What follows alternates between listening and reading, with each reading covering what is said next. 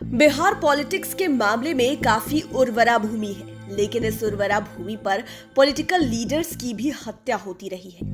मंत्री विधायक से लेकर सांसद तक अपराधियों के निशाने पर रहे हैं। और तो और जब देश में आजादी की लड़ाई चल रही थी तब भी बिहार में पॉलिटिकल मर्डर हुए थे, लेकिन मामला अब इतना अधिक पुराना हो चुका है कि उस पार्टी के लोग भी उन्हें याद नहीं करते। ऐसे में 5 PM के 5 का तड़का में हम बिहार के उन 5 विधायकों के बारे में बताएंगे जिन्हें अपराधियों ने मार दिया था, यानी कि हत्या कर दी थी, और जिनके लिए आज भी इस राज्य को शर्मिंदगी झेलनी पड़ती है। विधायक त्रिलोकी। बिहार में जनप्रतिनिधि शुरू से ही अपराधियों के निशाने पर रहे हैं। ऐसे ही एक विधायक थे त्रिलोकी, इस लिस्ट में 5वें नंबर पर है। वे बगहा से जीतते रहे थे, 2 टर्म विधायक बने, लेकिन अपने दूसरे टर्म में अपराधियों के निशाने पर आ गए थे। 1989 का यह दुखद वाकया है। यही 6 जुलाई 1989 की तारीख थी। त्रिलोकी पहली बार 1980 का विधानसभा चुनाव जीतकर विधायक बने थे।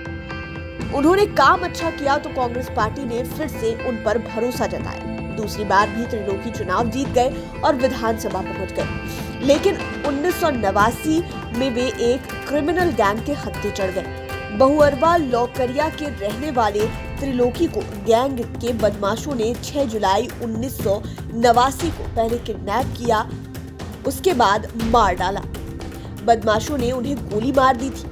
उस समय विधायक की उम्र 55 साल थी। उनकी हत्या से पूरा इलाका सहम गया था। बगहा इलाके में किसी विधायक की यह पहली हत्या हुई थी। उस समय विधायक त्रिलोकी की हत्या से पूरा राज्य दहल गया था। इसके बाद तो 1990 के चुनाव में बिहार से कांग्रेस की सरकार विदा ही हो गई। इसके बाद कांग्रेस कभी भी बिहार में अपने दम पर सत्ता नहीं लौटा पाई। विधायक राजकिशोर केसरी।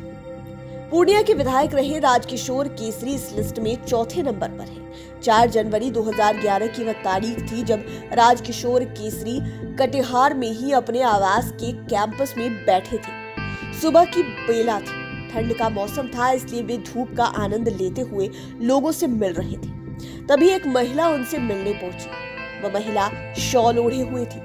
जैसे ही विधायक से मिलने उनके नजदीक पहुंची, महिला ने शॉल के अंदर से तेज धार वाला चाकू निकाला और वह विधायक राजकिशोर केसरी पर दनादन बरसने लगी। इस वारदात में विधायक की मौत हो गई। पूर्णिया की इस घटना ने बिहार की राजनीति में उथल-पुथल मचा दी थी। उस समय भी बिहार में एनडीए की सरकार थी। वहां मौजूद लोगों ने महिला को पकड़कर पुलिस के हवाले कर दिया। तब जाकर पता चला कि हत्यारिन महिला रूपम पाठक थी और उस समय वह एक स्कूल चलाती थी। रूपम पाठक कोई अपराधी नहीं थी। बाद में जब उनकी व्यथा के बारे में पता चला तो कुछ लोगों ने हमदर्दी भी जताई। हालांकि उन्हें अब अपने किए पर कोई भी पछतावा नहीं है। आज भी रूपम पाठक विधायक हत्याकांड में उम्र कैद की सजा काट रही है। तब रूपम ने अपने साथ यौन शोषण का आरोप लगाया था। इस हत्या का सबसे दुखद पहलू यह रहा कि रूपम ने जो अपनी शिकायत पुलिस को लिखित रूप में दी थी, उस पर कार्रवाई तब हुई जब रूपम ने इतना बड़ा खतरनाक कदम उठा लिया था। रूपम के खिलाफ हत्या का मामला और विधायक के पीए के खिलाफ यौन शोषण का मामला साथ साथ चला। पीए विपिन राय को भी 10 साल की सजा हुई, जबकि रूपम को उम्र कैद मिली। विधायक अशोक सिंह। मशरक से विधायक बने अशोक सिंह इस लिस्ट में 3रे नंबर पर है। 3 जुलाई 1995, यही वह काली तारीख थी जब पटना में स्थित एमएलए फ्लैट बम धमाकों से गूंज उठा। अचानक इलाका दहल गया। पता चला विधायक अशोक सिंह की बदमाशों ने हत्या कर दी, जबकि उस समय फ्लैट के बाहर ही अशोक सिंह की पत्नी चांदनी देवी अपने बच्चों के साथ गांव जाने के लिए गाड़ी में बैठी हुई थी। उन्हें पति के साथ गांव जाना था। तभी कुछ लोग उनसे मिलने के लिए आए। मिलने वालों में ही शामिल कुछ लोगों ने विधायक अशोक सिंह पर बम से हमला कर दिया। दरअसल अशोक सिंह के विधायक बने हुए उस समय महज 3 महीने हुए थे। 18 जून 1995 को उन्हें 5 स्ट्रैंड रोड स्थित एमएलए फ्लैट अलॉट किया गया था। घटना के दिन उनकी सुरक्षा में वहां 5 गार्ड पहले से तैनात थे। जब विधायक लोगों से मिलने के लिए लॉन में पहुंचे, तभी घटना को अंजाम दिया गया। इतने वीआईपी एरिया में हत्या की इस घटना ने सरकारी महकमे की नींद उड़ा दी। वहां मौजूद लोगों और गार्डों ने गेट बंद कर हमलावरों को पकड़ना चाहा, लेकिन वे इतने बेखौफ थे कि उन पर बदमाश बम फेंकने लगे। इस बमबाजी में एक मुलाकाती की भी मौत हो गई। वहां ऐसी अफरा तफरी मची कि अपराधी पैदल ही भाग निकले। इस मामले में पूर्व सांसद प्रभुनाथ सिंह और अन्य उम्र कैद की सजा काट रहे हैं। विधायक हेमंत शाह। वैशाली से विधायक रहे हेमंत शाही इस लिस्ट में दूसरे नंबर पर है।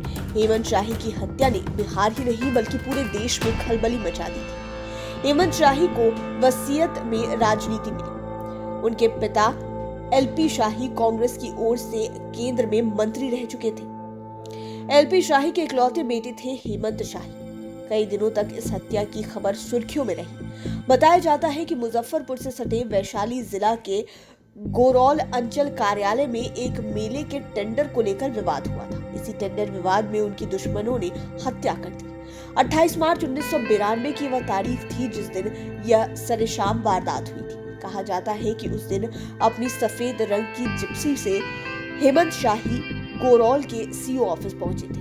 उस समय शाम के 4 बजे थे। तभी एक शख्स मुन्ना सहनी के कहने पर हेमंत शाही अपनी जिप्सी से उतरकर सीओ ऑफिस पहुंच गए। हेमंत शाही यह सोचकर वहां गए कि वे टेंडर विवाद को सुलझा देंगे। वे सीओ ऑफिस पहुंचने ही वाले थे कि बदमाशों ने विधायक की गोली से हत्या कर दी। उनका बॉडीगार्ड भी बुरी तरह जख्मी हो गया था। इसके बाद भी बॉडीगार्ड ने अपनी ओर से जबरदस्त फायरिंग की। बॉडीगार्ड की फायरिंग से 2 हमलावर भी ढेर हो गए। कहा जाता है कि तब अपने ऑफिस में सीओ टेबल के नीचे छिप गए थे। विधायक अजीत सरकार पूर्णिया सदर विधानसभा सीट से 4 बार विधायक रहे वाम नेता अजीत सरकार इस लिस्ट में पहले नंबर पर है। बदमाशों ने उन्हें 107 गोलियां मारी थी। गोलियों का पता तब चला जब उनकी पोस्टमार्टम रिपोर्ट आई। वह काली तारीख थी 14 जून 1998। मौके पर ही अजीत सरकार की मौत हो गई थी। उनकी हत्या से पूरा सीमांचल सदमे रह गया था। लोगों में इतना अधिक गुस्सा था कि उन्हें शांत करने के लिए तत्कालीन मुख्यमंत्री लालू यादव को पूर्णिया जाना पड़ा था। अजीत सरकार शहर के चर्चित होम्योपैथ डॉक्टर के बेटे थे। पूर्णिया सदर सीट से पहली बार अजीत सरकार 1980 में विधायक बने थे। इसके बाद 1985, 1990 और 1995 में भी वे चुने गए थे। अपने इलाके में वे अजीत दादा के नाम से पॉपुलर थे। उनका राजनीतिक प्रभाव इतना अधिक था कि पूर्णिया का बच्चा बच्चा इस नाम से वाकिफ था। खास बात कि वे जब तक विधायक रहे वेतन में महज 6000 रुपए अपने पास रखते थे। बाकी पैसा पार्टी और समाज कल्याण में लगा देते थे। पत्नी माधुरी सरकार गवर्नमेंट स्कूल में टीचर थी, सो पत्नी के पैसों से घर का काम चलता था।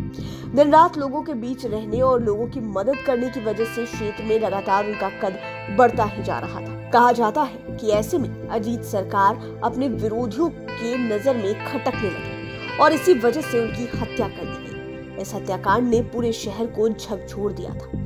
समर्थक गुस्से में आकर विरोध प्रदर्शन कर रहे थे। तब हालात खराब होते देख तत्कालीन मुख्यमंत्री लालू यादव हेलीकॉप्टर से पूर्णिया पहुंचे। इस मामले में पप्पू यादव को अभियुक्त बनाया गया था। उन्हें 8 साल तक जेल में रहना पड़ा। पप्पू यादव कहते रहे कि वे निर्दोष हैं, उन्हें फंसाया गया। बाद में पटना हाईकोर्ट ने पप्पू यादव को इस मामले में बरी कर दिया। उम्मीद है ये वीडियो आपको पसंद आया होगा। इसी तरह की वीडियोस के लिए हमारे चैनल 5 PM के साथ बने रहें। अगर अभी तक आपने इसे सब्सक्राइब नहीं किया है तो जरूर कर लें। वीडियो फेसबुक पर देख रहे हैं तो पेज को लाइक करें, साथ ही साथ हमें ट्विटर पर जरूर फॉलो करें। धन्यवाद।